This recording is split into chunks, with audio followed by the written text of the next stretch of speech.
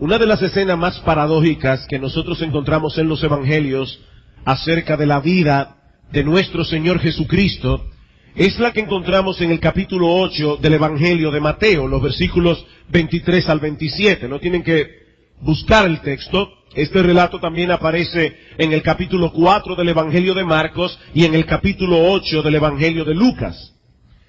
Luego de un día de trabajo, de ministración sumamente agotador, el Señor subió a una barca junto con sus discípulos para atravesar al otro lado del mar de Galilea. Y el Señor estaba tan cansado que improvisa una cama en la popa de la barca y allí se queda profundamente dormido. En algún punto de la travesía se levanta una tempestad tan grande que las olas comienzan a cubrir la barca. La palabra que usa Mateo en su evangelio sugiere que se trataba de un maremoto.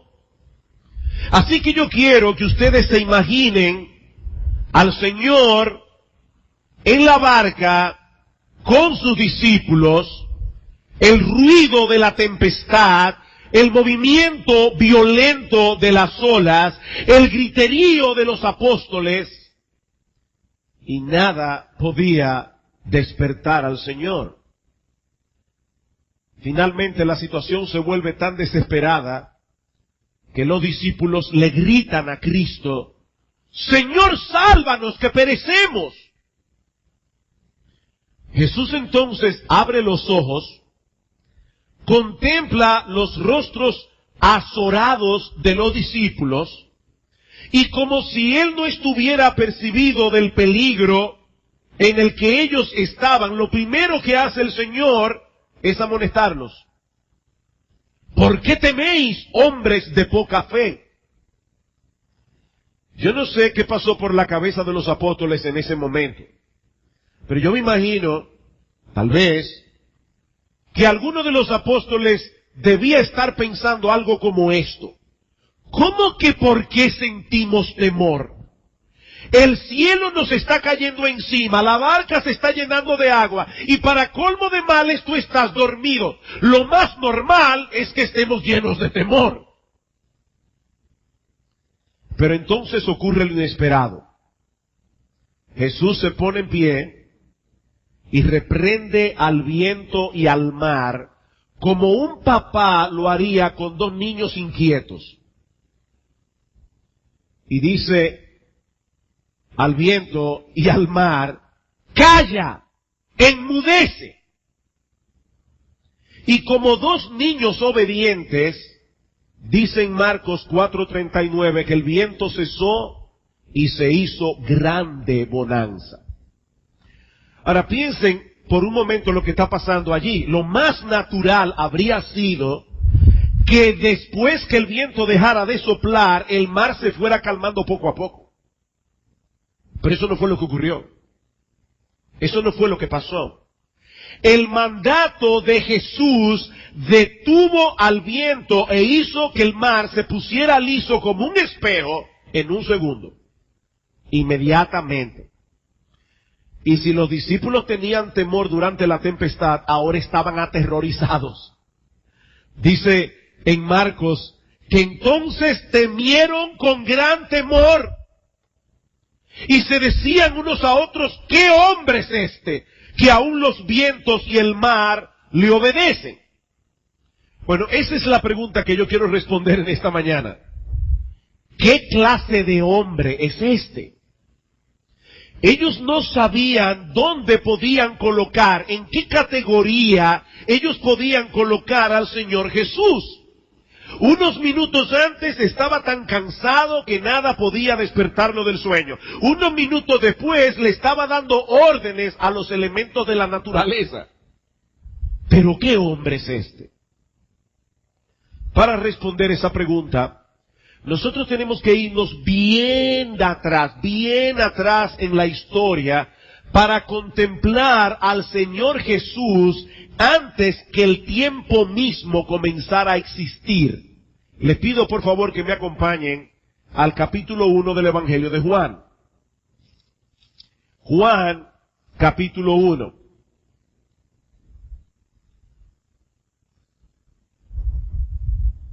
Dicen los versículos 1 al 3, en el principio era el verbo, y más adelante, si seguimos leyendo el pasaje, veremos que el verbo no era otro que el Señor Jesús. En el principio era el verbo, y el verbo era con Dios, y el verbo era Dios. Este era en el principio con Dios.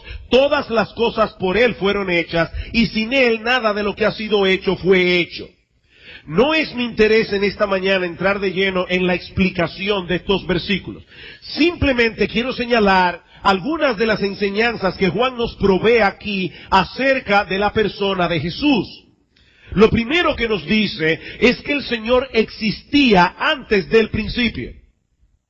Cuando llegó el principio, el Señor ya era, el Señor ya existía, antes de que todas las cosas vinieran a ser por el poder de Dios.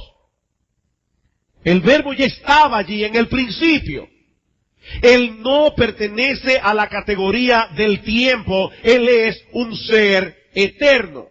En segundo lugar, Juan nos dice que ese verbo existía en la eternidad en perfecta comunión con Dios. En el principio era el verbo era con Dios, y la frase se puede traducir literalmente, estaba cara a cara con Dios, en una relación de absoluta intimidad y amor. Pero Juan nos dice también que ese verbo que existía en el principio, ese verbo que estaba con Dios, también era Dios. En el principio era el verbo era con Dios, pero el verbo también era Dios. Y aquí Juan nos está introduciendo en uno de los más grandes misterios del cristianismo, la doctrina de la Santísima Trinidad. Un Dios que subsiste en tres personas, el Padre, el Hijo y el Espíritu Santo. Un solo Dios, tres personas distintas.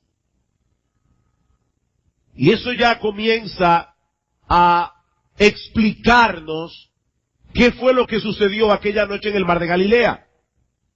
Jesús podía reprender al viento y al mar simplemente porque Él fue el que los hizo. Todas las cosas por Él fueron hechas. Y sin Él nada de lo que ha sido hecho fue hecho. Ahora, ¿cómo podemos explicar que ese verbo que era eterno, que estaba con Dios y que era Dios, en un punto de la historia, fue vencido de tal manera por el cansancio que se quedara completamente dormido en la popa de un barco? Juan nos da la respuesta en el versículo 14. Y aquel verbo fue hecho carne y habitó entre nosotros. En otras palabras, ese que era Dios en la eternidad pasada vino a ser hombre y habitó en este mundo sin dejar de ser Dios. Por eso es que Juan sigue diciendo que ellos vieron su gloria, gloria como del unigénito del Padre, lleno de gracia y de verdad. Esa palabra unigénito es interesante, porque no significa el único engendrado. Esa palabra significa el único en su clase, el único en su categoría. Acabamos de cantar acerca de Jesús y le decíamos en nuestra alabanza, nadie es como tú. El Señor es único en su clase, Él está solo en su categoría. Por eso cuando se hace hombre, continúa teniendo autoridad y poder sobre los elementos de la naturaleza, porque Él no había dejado de ser Dios. Pero al mismo tiempo posee un cuerpo humano con todas las debilidades y limitaciones que eso implica. Me encantó como lo dijo alguien, el Cristo que anduvo por los caminos polvorientos de Galilea era el Dios que había transitado los caminos de las galaxias. El Cristo que prendió un fuego a la orilla de un lago para cocinar el desayuno de sus cansados y hambrientos discípulos, es el que había dado luz a 1,000 millones de estrellas y las había colgado en el firmamento. Aquel que le pidió agua a una mujer despreciada junto al pozo de Samaria, era el que había llenado de agua cada río, cada lago, cada océano. En Jesús, el Dios Todopoderoso se introdujo en la humanidad. La eternidad invadió el tiempo. Eso fue lo que ocurrió en la encarnación. La encarnación del Hijo de Dios. Y es la gloria de esa encarnación la que yo quiero que podamos contemplar en esta mañana. De más está decir, mis hermanos, yo estoy seguro ya, ahora mismo, que cuando termine este mensaje, eso es lo malo de predicar de este tipo de temas, yo estoy ya seguro, convencido, que yo voy a terminar frustrado este sermón.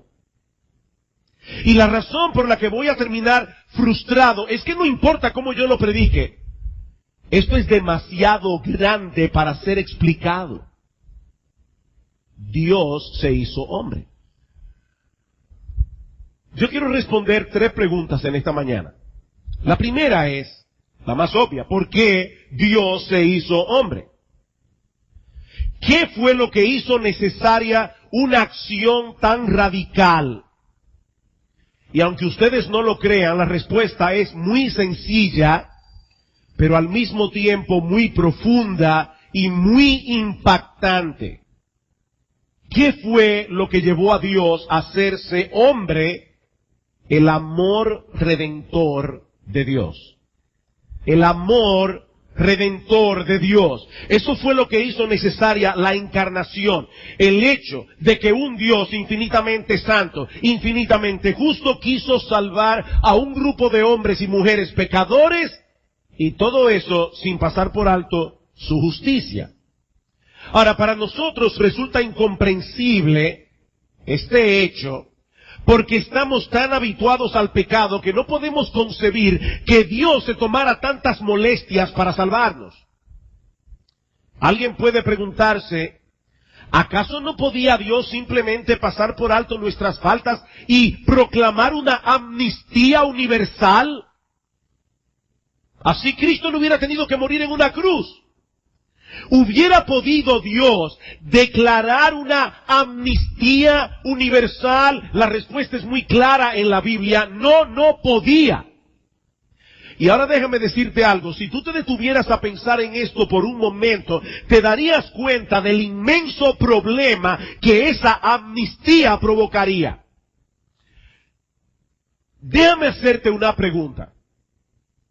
¿Te gustaría mañana que cuando recibas el periódico te encuentres en primera plana con esta noticia? Los jueces de la Suprema Corte de Justicia proclaman una amnistía general en la República Dominicana. Todos los presos pueden salir de la cárcel. ¿Te gustaría eso? No, yo supongo que no. Si hay un comentario generalizado en estos días en nuestro país, es que nosotros tenemos un serio problema con la aplicación de la justicia. Mis hermanos, el incremento de la delincuencia no es otra cosa que el resultado directo de un sistema penal sumamente deficiente. Así que en lo más profundo de nuestros corazones, todos nosotros deseamos vivir en un país donde nadie se salga con la suya, donde los malhechores no puedan infringir sin temor la ley. Mis hermanos, cuando las autoridades de una nación no castigan a los malhechores, están desprotegiendo a la ciudadanía. Un país sin justicia es un país caótico. Fue por esa razón que Dios instituyó las autoridades superiores, dice en Romanos capítulo 13, para infundir temor al que hace lo malo y así frenar hasta cierto punto el avance de la maldad en el mundo. Ahora, todos sabemos, y si tú no lo sabes, probablemente viniste de Suiza, pero si tú eres dominicano, todos nosotros sabemos que de este lado de la eternidad, la justicia siempre será deficiente. Siempre. No solo porque ningún juez terrenal es infalible cuando juzga, sino también porque la justicia humana puede ser comprada, la justicia humana puede ser corrompida. Pero ¿sabes qué, mi amigo que estás aquí en esta mañana? Algún día habrá justicia en este mundo. Porque todos los seres humanos que han vivido, viven y vivirán, compareceremos ante el tribunal de Dios. Y cada uno recibirá exactamente lo que merece. Algún día. ¿Se imaginan ustedes lo que sería de la vida en este mundo si la historia humana no concluyera en ese tribunal? Miren, hermanos, si un país sin justicia es un país caótico, un universo sin justicia es un absurdo total. Si la vida humana no terminara en un juicio de parte de Dios, yo vería de verdad, de todo corazón, yo vería la vida del hombre en la tierra como una broma de muy mal gusto. Porque en este mundo, muchos malhechores se salen con la suya. En este mundo, muchos delitos quedan impunes. Pero algún día, eso no será así. Todos compareceremos ante el tribunal de Dios, dice la Escritura, y cada uno recibirá justamente lo que merece, nada más, nada menos. Ninguna transgresión quedará sin castigo en aquel día. Dice en Hebreos capítulo 4, versículo 13, que todas las cosas están desnudas, abiertas a los ojos de aquel a quien tenemos que dar cuenta. Yo te pregunto, ¿tú sabes realmente lo que tú mereces por causa de todas tus transgresiones a la ley de Dios? Pero si no lo sabes, déjame decirte lo que la Biblia dice. La Biblia dice que tú mereces ser eternamente condenado en el infierno porque has pecado contra un Dios infinitamente santo, infinitamente justo, a menos que alguien calificado cumpliera la condena en tu lugar. Alguien que no tuviera cuentas él mismo con ese tribunal divino y cuyo valor infinito pudiera satisfacer la deuda infinita que nosotros tenemos con el Dios infinito. ¿Quiere que te lo repita otra vez? Estamos perdidos, eso es lo que estoy diciendo, simple y llanamente, estamos perdidos, no hay remedio, a menos que alguien calificado pague nuestra deuda en el tribunal de Dios. Es decir, alguien que no tenga él cuentas pendientes con ese tribunal y cuyo valor infinito sea suficiente para pagar la deuda infinita que tú y yo tenemos con el Dios infinito. Por eso Dios se hizo hombre. Por eso Dios se hizo hombre. Porque era la única manera en que Él podía mostrar su amor salvando a sus criaturas pecadoras sin pasar por alto su justicia, dejando intacta su justicia. La deuda fue saldada. En Romanos capítulo 6, versículo 23, dice el apóstol Pablo que la paga del pecado es la muerte. Y nosotros podemos traducir ese texto como el miserable salario que el pecado merece es la muerte. Y fue ese miserable salario que Dios el Hijo estuvo dispuesto a pagar por tus pecados y los míos. Así que tenía que ser Dios el Salvador para que su obra expiatoria fuera suficiente. Pero tenía que ser hombre para que pudiera morir en una cruz en nuestro lugar. Espero haber respondido a la primera pregunta. Segunda pregunta. ¿Y por qué tuvo que ser a través de una mujer virgen? ¿Por qué Cristo tuvo que nacer de una virgen? Toda persona que tenga un conocimiento elemental de la fe cristiana sabe que el cristianismo no solo proclama que Cristo es Dios encarnado, sino también que su nacimiento fue virginal. Eso estaba profetizado En el libro del profeta Isaías, dice en el capítulo 7, versículo 14, he aquí que la Virgen concebirá y dará a luz un hijo y llamará su nombre Emmanuel, que traducido en español significa, como vimos en el último himno, Dios con nosotros. Y yo me imagino la dificultad que un pasaje como este debió haberle causado a los estudiosos de las Escrituras que vivieron antes de Cristo. ¿Cómo podía quedar embarazada una mujer virgen? Bueno, el misterio quedó en parte aclarado unos 700 años antes en una aldea de Galilea llamada Nazaret. Lucas capítulo 1. Evangelio de Lucas, capítulo 1.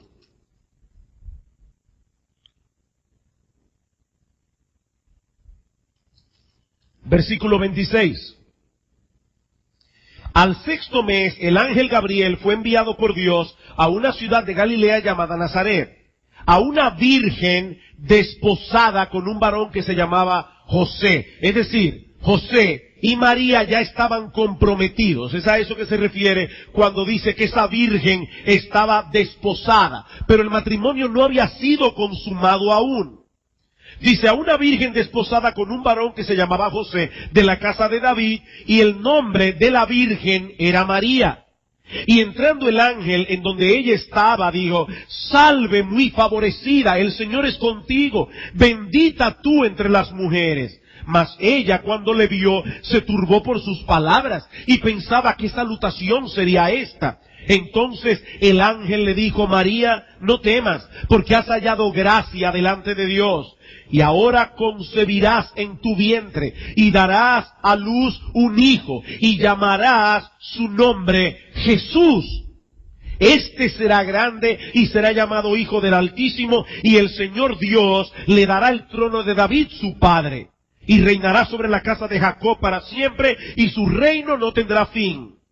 Entonces María dijo al ángel, ¿cómo será esto? Porque no conozco varón. Es decir, ¿cómo puede ser que yo salga embarazada si yo no he tenido relaciones sexuales?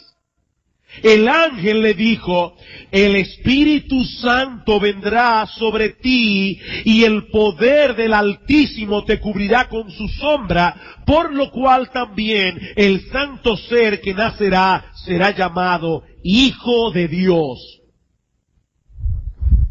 Otra vez, mis hermanos, déjenme ver si yo puedo explicar lo que esto significa. En el vientre de la Virgen María, el Espíritu Santo preparó milagrosamente una naturaleza humana que no fue concebida de manera natural. Una naturaleza humana que fue creada sobrenaturalmente. Y el Espíritu Santo tomó esa naturaleza humana que él había creado y la unió con la segunda persona de la Trinidad en el vientre de María.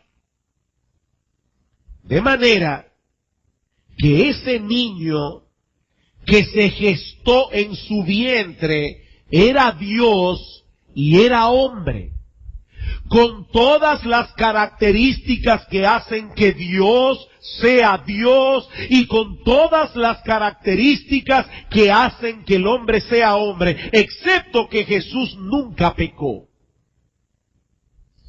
Es por eso que en las dos genealogías de Jesús que aparecen en el Evangelio de Lucas y en el de Mateo, los evangelistas se cuidan en dejar bien claro el hecho de que José no era en verdad el padre de Jesús, en todo el sentido de la palabra. Lucas capítulo 3.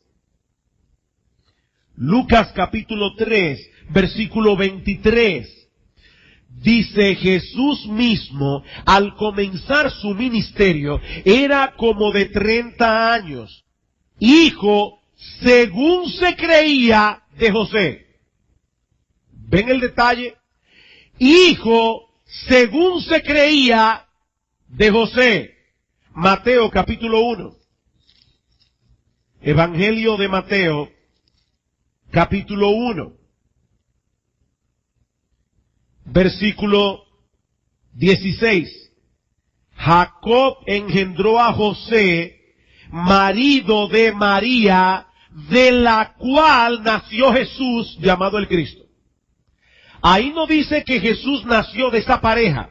Allí dice José era el marido de María, de la cual nació Jesús. Así que la Escritura es bastante clara en cuanto a que el nacimiento de nuestro Señor Jesucristo fue virginal. Pero yo todavía no he respondido la pregunta que formulé al principio, hace un momento. ¿Por qué tenía que ser así? ¿Era necesario que el Hijo de Dios naciera de una virgen? La respuesta es absolutamente necesario, pero no por las razones que algunos presuponen. Era absolutamente necesario, pero no por las razones que algunos presuponen. Queridos hermanos, amigos que están aquí en esta mañana, la razón por la que Cristo nació de una virgen no se debe al hecho de que haya algo pecaminoso en la relación sexual de dos personas casadas. Dios creó el sexo, y no únicamente para asegurar la preservación de la especie, sino para el disfrute conyugal. Y la Biblia es bastante clara en ese sentido. El sexo es un regalo de Dios para el matrimonio, y es un regalo santo. Dice en Hebreos capítulo 13, versículo 4, honroso sea en todos el matrimonio y el lecho sin mancilla, pero a los adúlteros y a los fornicarios lo juzgará Dios. Así que no hay nada de malo en el sexo. La razón por la que Cristo tenía que nacer de una virgen no tuvo nada que ver con ninguna supuesta impureza en el acto sexual en sí, sino, y ahora necesito todas vuestras neuronas, la razón por la que Cristo tenía que nacer de una virgen es por el hecho de que la unión de un espermatozoide y un óvulo humanos dan inicio a la vida de una nueva persona. Pero Jesucristo ya existía. Jesucristo no era una nueva persona. La persona del Hijo de Dios existía eternamente en perfecta comunión con las tres personas con las otras dos personas de la Trinidad. En el principio era el Verbo. El Verbo era con Dios. El Verbo era Dios. Jesucristo no comenzó su existencia personal cuando nació de María. Y mis hermanos, Dios se encargó de dejar eso claramente establecido en su palabra, incluyendo las profecías del Antiguo Testamento. Vayan conmigo al libro del profeta Isaías, otra vez. Isaías capítulo 9. Isaías capítulo 9.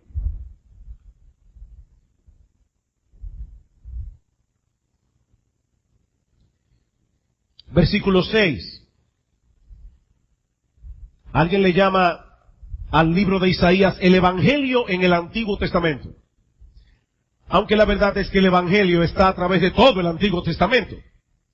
Dice en Isaías capítulo 9, versículo 6, porque un niño nos es nacido, hijo nos es dado. Fíjense en eso ya. Como niño nacería exactamente igual que todos los niños, pero como hijo fue dado. Yo no puedo dar lo que no existe previamente. Un niño es nacido, un hijo es dado.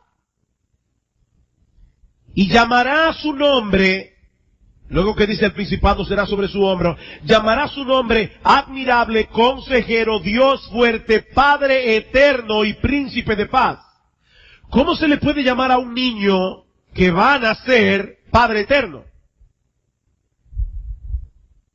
Bueno, en el caso de Jesús no había ningún problema porque Él era realmente eterno.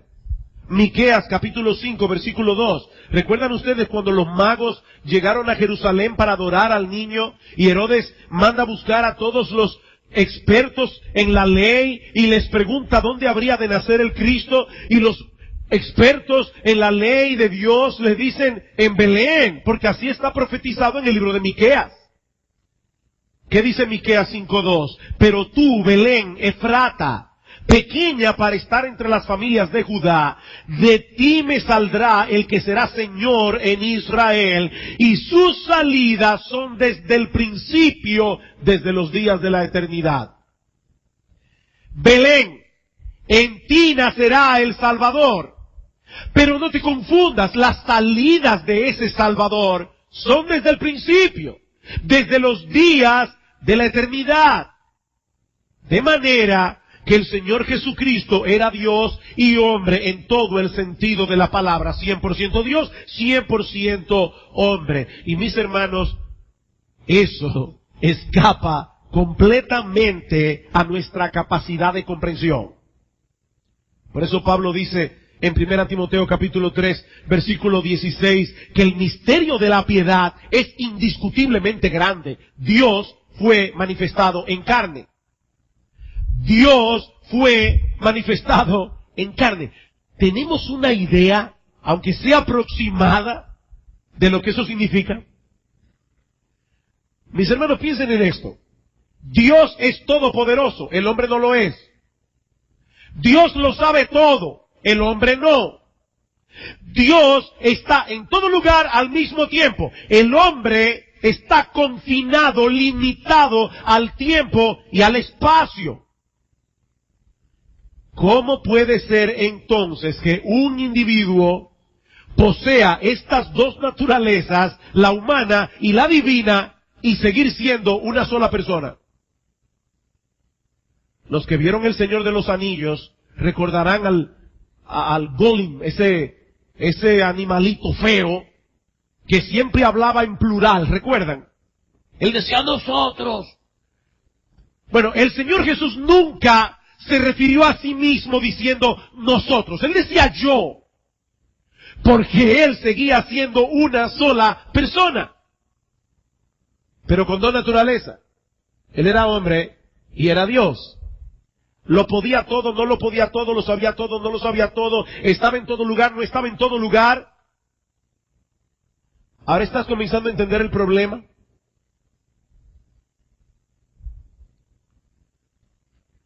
¿Cómo puede ser eso posible? Extrañamente, la respuesta es sencillísima. No lo sabemos. Nosotros no lo sabemos. Pero esa es una realidad que vino a ser evidente a través de la vida y ministerio del Señor Jesucristo, como vimos en el incidente que narramos al principio, el Señor en el mar de Galilea. Como el ser humano que Él era, cayó profundamente dormido, exhausto, en la popa de una barca. Pero luego calma el mar en tempestad como solo el Todopoderoso puede hacerlo. Anuncia a sus discípulos que se irá de este mundo. Obviamente, Él iba a trasladarse al concluir su obra redentora. Pero al mismo tiempo les promete, donde estén 2 o 3 congregados en mi nombre, allí estoy yo en medio de ellos. Y al final de su ministerio, antes de ascender al cielo, le dice a los discípulos, he aquí yo estoy con vosotros todos los días hasta el fin del mundo. Explíquenme eso. Hablando con Nicodemo, Cristo le dice, nadie subió al cielo, sino el que descendió del cielo, el Hijo del Hombre que está en el cielo. Él estaba hablando con Nicodemo ahí. Y le dice, el Hijo del Hombre que está hablando contigo también está en el cielo. Cristo no dejó de ser Dios para hacerse hombre. Pero el hecho de que era Dios no afectó en nada su naturaleza humana. Él era un hombre, igual que tú, igual que yo. 100% Dios, 100% hombre. Por eso era necesario que naciera de una virgen. No podía ser de otro modo. Porque Él existía eternamente antes de hacerse hombre en el vientre de María. Pero aún nos queda una pregunta de suprema importancia en el contexto de la serie que iniciamos el domingo antes pasado y que hemos titulado Ved al Cristo Rey de Gloria. Aquellos que estaban aquí el primer domingo recordarán qué fue lo que nos motivó a predicar esta serie de mensajes. Y fuimos a 2 Corintios, capítulo 3, versículo 18, donde Pablo dice, por tanto, nosotros todos, mirando a cara descubierta como en un espejo, la gloria del Señor, somos transformados de gloria en la misma imagen, como por el Espíritu del Señor. Contemplando, somos transformados. La pregunta que debemos hacer ahora es, ¿cómo debe impactarnos la contemplación de la gloria de Cristo en su encarnación? Esa es la pregunta. Y créanme, yo podría predicar una serie completa de sermones solamente para responder esa pregunta. Pero por causa del tiempo voy a limitarme únicamente a 3 cosas. Por un lado, mis hermanos, la contemplación de esa gloria debe traer paz y quietud al corazón de todo creyente en medio de cualquier circunstancia. La contemplación de esa gloria debe traer paz y quietud al corazón de todo creyente en medio de cualquier circunstancia. Mi hermano, mi hermana, piensa en esto. Dios nos amó y nos ama con un amor tan grande y tan incomprensible que la segunda persona de la Trinidad estuvo dispuesta a asumir una naturaleza humana semejante en todo a la nuestra, pero sin pecado, para luego recibir en su propia carne el castigo que tú y yo merecíamos por nuestros pecados. Mira, mi hermano, yo no sé cuáles son las dificultades por las que tú estás atravesando en este momento. Pero si te sientes abrumado y a punto de desmayar, vuelve a contemplar la gloria del Cristo encarnado y el amor que hizo posible que Dios tomara una decisión así. ¿Qué pues diremos a esto? Pregunta Pablo en Romanos 8:31. Si Dios es por nosotros, ¿quién contra nosotros? El que no escatimó a su propio Hijo, dice Pablo, sino que lo entregó por todos nosotros, ¿cómo no nos dará también con Él, juntamente con Él, todas las cosas? Él nos dio a su Hijo. ¿De verdad tú necesitas algo más para traer a quietud tu corazón atribulado? Mi hermano, contempla la gloria del Dios encarnado. Porque mirando la gloria del Dios encarnado, tendrás una idea,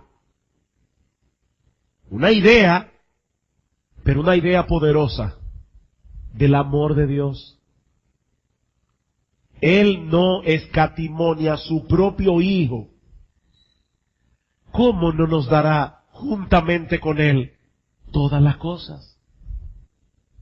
Pero la contemplación de esa gloria también impactará profundamente nuestra visión del mundo y de nuestro papel en él. Nuestro Señor Jesucristo abandonó su gloria. Recuerden lo que veíamos el domingo pasado. Él no dejó de ser glorioso. Pero el Señor Jesucristo decidió tapar la gloria, el brillo de la gloria de su divinidad con el velo de su humanidad.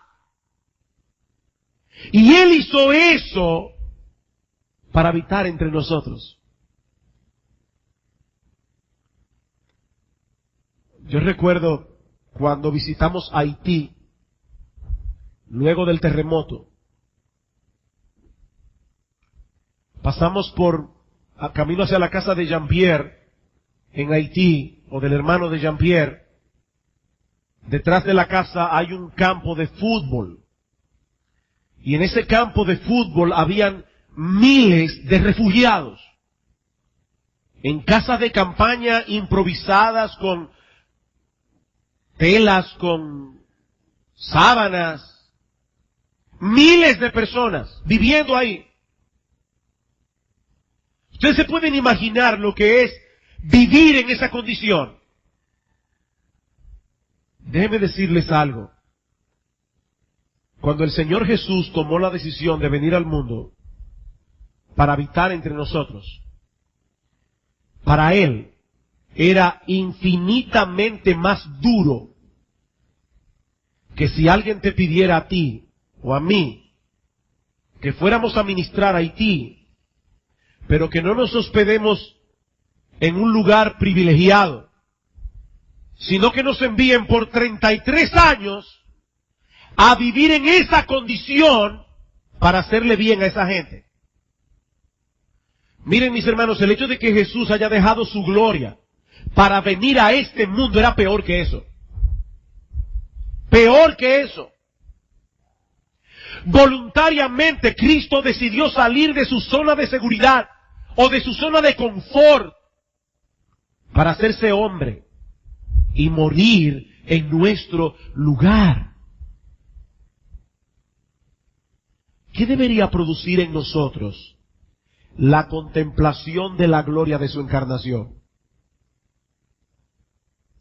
Miren, mis hermanos, yo creo que si nosotros contempláramos más a menudo la gloria de su encarnación, muchos de nosotros experimentaríamos lo que alguien ha llamado un loco amor por Cristo y por los que se pierden. Un loco amor por Cristo y por los que se pierden. Y yo me incluyo, mis hermanos, no como una forma retórica de hablar, yo me incluyo porque yo sé que yo amo mi zona de confort, yo sé que yo amo mi zona de seguridad, yo me conozco a mí mismo y yo sé que para mí salir de esa zona de seguridad es muy difícil. Señor, yo estoy dispuesto a ir donde tú me mandes, pero ni se te ocurre mandarme allí. Mira, Señor, yo hago lo que tú quieras para el ministerio, para el avance de tu reino, pero, Señor, que no se te ocurra esto. Llena tú ese espacio en blanco, porque yo no sé lo que a ti te aterra, yo sé lo que a mí me aterra. Déjame hacerte una pregunta. ¿Cuál es el propósito primario de tu existencia terrenal? ¿Qué es aquello que te mueve a levantarte cada mañana y te hace querer seguir viviendo a pesar de todas las dificultades que nosotros tenemos que enfrentar todos los días en este mundo caído? Escucha las palabras del Señor Jesucristo, a ver si tu mente está alineada con la suya en ese sentido. Intercediendo por los discípulos en Juan 17, el Señor Jesús le pide al Padre: yo no te ruego que los quites del mundo, sino que los guardes del mal. No son del mundo, como tampoco yo soy del mundo. Santifícalos en tu verdad, tu palabra es verdad. Y ahora escuchen: como tú me enviaste al mundo, así yo los he enviado al mundo. ¿Qué perspectiva? Oigan lo que dice el Señor: ellos no pertenecen a este mundo, no somos de aquí. Mis hermanos, nosotros no pertenecemos, somos extranjeros, somos peregrinos. Jesús nos ha enviado al mundo, como Él fue enviado al mundo. ¿A qué fue Él enviado al mundo? A llevar a los hombres a Dios. Y ahora Jesús nos está diciendo: ustedes no pertenecen al mundo, no son del mundo, no son de aquí, somos extranjeros y peregrinos. Y Cristo, nuestro Señor y Salvador, que vino del cielo, que dejó su gloria, que dejó su zona de confort, nos está diciendo: yo los he enviado al mundo, Padre, como tú me enviaste al mundo.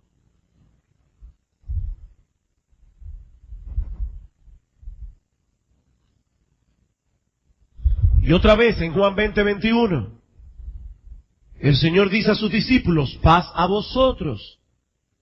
Como me envió el Padre, así también yo os envío. Como me envió el Padre, así también yo os envío. Dice un autor, aquellos que claman ser seguidores del Señor Jesús encarnado deben infiltrar este mundo para atraer la atención de las personas hacia Dios. Debemos reflejar el carácter de Cristo en nuestras escuelas, nuestros lugares de trabajo, nuestros vecindarios, nuestros hogares. Para eso fuimos enviados. Mi hermano, si tú vives en este mundo como si este mundo fuera tu hogar, hay algo mal en ti, algo que no está funcionando bien. Tú no perteneces aquí. Tú no perteneces aquí. Tú fuiste enviado. Enviado con la misma misión de Jesús, en cierto modo. Nosotros no fuimos enviados a morir por los pecados del mundo. Pero sí fuimos enviados a llamar la atención de las personas hacia Dios. Y el Señor dejó claramente eso en su agenda desde el principio. Vosotros sois la sal de la tierra, pero si la sal se desvaneciere, ¿con qué será salada? No sirve más para nada. Oigan bien, la sal solo sirve para salar. Yo estoy seguro que ninguno de ustedes aquí nunca ha visto a una mujer vanagloriándose porque tiene un anillo de sal. No, la sal no es una piedra preciosa. La sal no sirve para nada, excepto para salar. Y si la sal se desvaneciere, ¿con qué será salada? No sirve más para nada, sino para ser echada fuera y hollada por los hombres. Vosotros sois la luz del mundo. Una ciudad asentada sobre un monte no se puede esconder. Ni se enciende una luz y se pone debajo de un almud, sino sobre el candelero y alumbra a todos los que están en casa. Así alumbre vuestra luz delante de los hombres, para que vean vuestras buenas obras y glorifiquen al Padre que está en los cielos.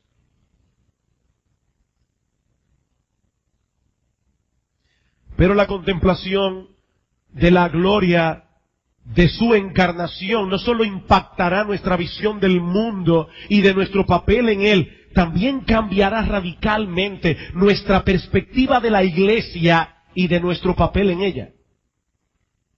Nuestra perspectiva de la iglesia, del pueblo de Dios. Mis hermanos, ¿acaso no es cierto que muchas de las dificultades y tropiezos que surgen entre los cristianos no son más que el producto del individualismo y el orgullo que todavía combaten en nuestros corazones? ¿Y qué mejor remedio para luchar eficazmente contra esa plaga que meditar en la bendita doctrina de la encarnación del Hijo de Dios? Ese fue el remedio que Pablo aplicó a la iglesia de los filipenses.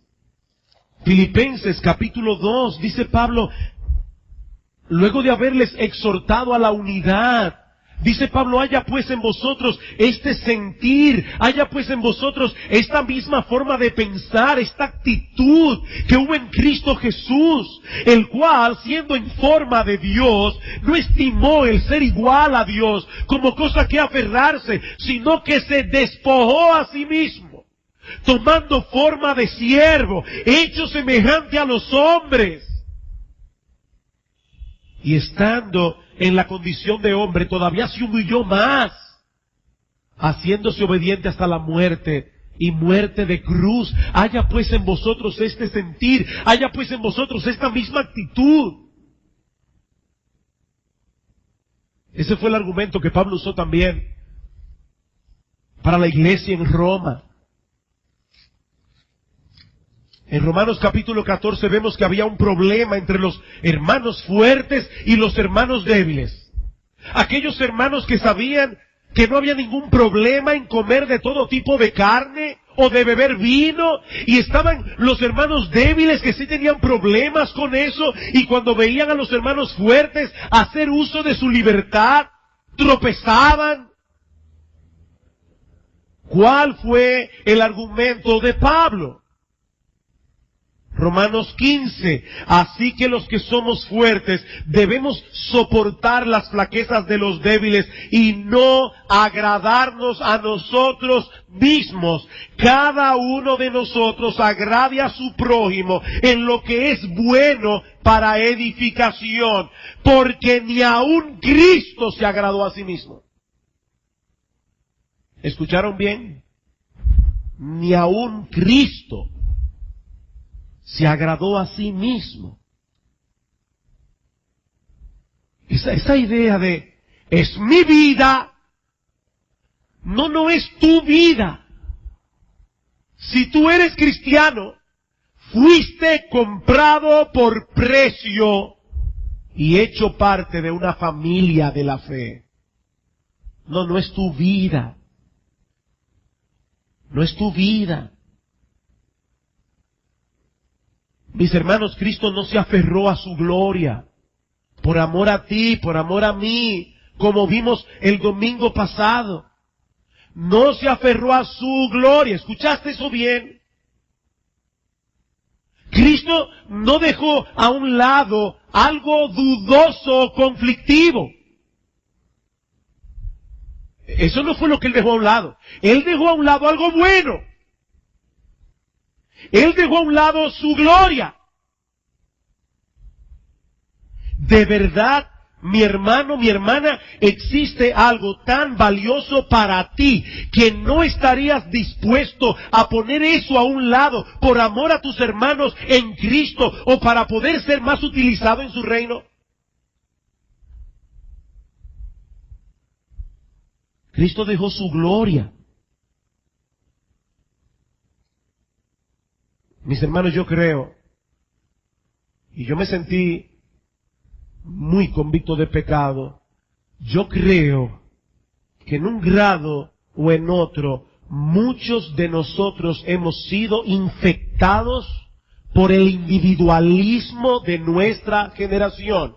Somos demasiado rápidos para defender nuestros derechos. Somos demasiado lentos para limitarnos a nosotros mismos por el bien de otros. ¿Sabes dónde está la solución? Contemplando somos transformados. Contemplando somos transformados.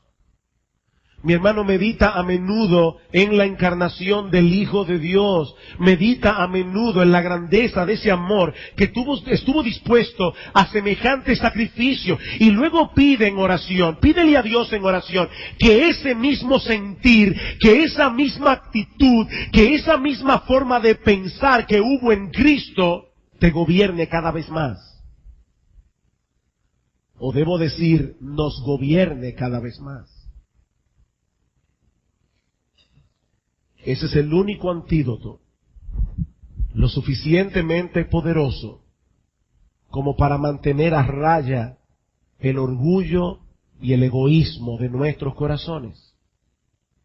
Contempla la gloria del Cristo encarnado. Y si tú estás aquí en esta mañana, confiando en tu propia decencia, en tu religión, en tu iglesia, confiando en cualquier cualidad personal para salvarte, a ti también te pido que consideres la encarnación de Cristo. ¿Crees que si hubiera habido alguna otra forma de salvación, Dios habría llevado a cabo un plan así? Mira, mi amigo, de haber habido otra opción para reconciliarte con Dios, ten por seguro que el Hijo de Dios no se habría encarnado, ni habría estado dispuesto a dar su vida en la cruz del Calvario. Pero el Creador del universo se hizo hombre y se humilló a sí mismo de ese modo porque no había otra opción. No había otra opción.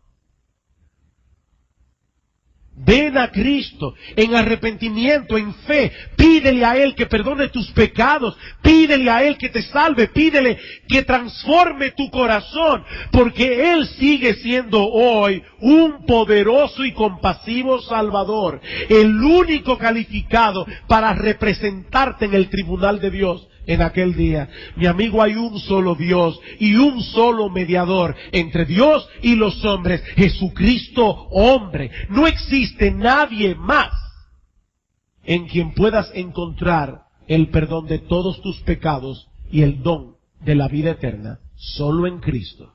Solo en Cristo. Vamos a orar. Padre, gracias por habernos permitido en esta mañana tener un vislumbre de la gloria de Cristo en su encarnación. Señor, transfórmanos contemplando esa gloria. Oh Señor, ayúdanos. Ayúdanos, Padre bueno, estar dispuesto a dejar lo que sea, con tal de servirte mejor, con tal de poder servir mejor a mis hermanos. Oh Señor, impacta nuestros corazones con el brillo de esa gloria. Y mira aquellos que están aquí sin Cristo. Padre, ten misericordia. Padre, te rogamos, te suplicamos que tú repartas en esta mañana, en este lugar, arrepentimiento y fe. Padre, que haya gozo en el cielo en esta mañana por pecadores que se arrepienten. Bendice tu palabra, Señor. Oh, bendice tu palabra.